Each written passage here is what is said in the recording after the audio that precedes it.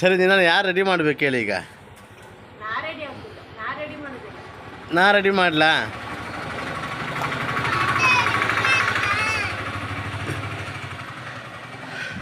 ಅಮ್ಮ ರೆಡಿ ಮಾಡ್ತಾರೆ, ಹೋಗು. ಯಾಕೆ ರೆಡಿ ಮಾಡಬೇಕು ನಾನು? ನಾನಿಗೆ ಜೋರೇ ಮಾಡಲಿಲ್ಲಲ್ಲ. ಯಾವಾಗ ಮಾಡಿದ್ದೆ ಜೋರು? ಯಾರು? ಅದು ನಾನು ನಿನ್ನ ಹತ್ರ ಹೇಳಿದ್ದು, ಮಾತಾಡಬೇಕು ಎಲ್ಲರ ಹತ್ರ ಅಂತೇಳಿ. ಅದು ಜೋರಾ? ಹೇಗೆ ಜೋರಾಗ್ತದೆ? ಹೋಗು, ಅಮ್ಮ ಕರಿತಿದ್ದಾರೆ, ಹೋಗು.